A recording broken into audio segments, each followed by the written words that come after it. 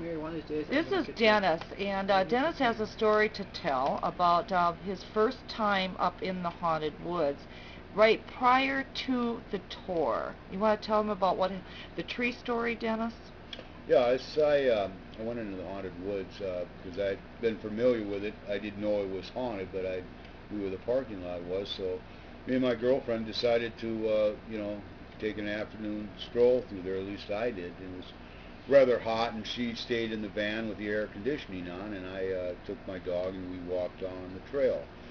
And when I got up close to where the power poles were, going up that hill, there was a big large tree blocking my way, and so I took my dog, which is on the leash, and we made our way up over the branches, which was quite large, and got up to where the power poles were. And by that time I lost interest. The horse flies were becoming really a nuisance, and so I decided to leave, and so I proceeded through the branches of that tree again. And by the time I got almost to the end, the horse flies were attacking in waves.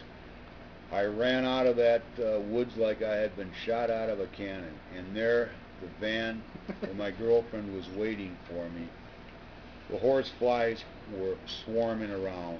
And I got into the van, and she said, "Dennis, they've been like that ever since you went into the woods."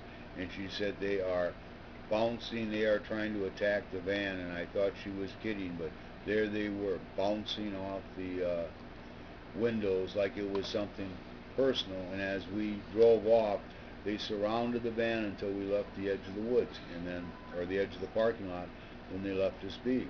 Now, was it that night or the following night No, that you went on the tour with us? That was on a Thursday afternoon, and then Saturday night you went on tour with us. Right. You want to tell them about that tree again? Right. As we went down the trail, I kept waiting to go through that tree and up and around it. There was no tree there. It was gone, and I looked in that area, and there was no sawdust that it had been chopped down, or there was no fallen branches, or there was no crushed foliage.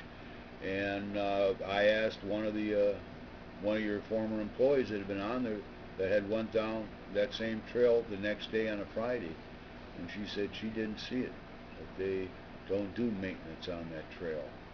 And I've been up and down that trail many times by that same spot, and I can't understand it, because it was an easy enough spot to recognize, because it was going up that hill by two power poles, and I was within sight of the power poles, within 50, 60 feet. So you had to switched into another parallel universe or some other sort of timeline where the tree had fallen, and then that Saturday when you went out with us, the tree was not fallen. So. Well, from what those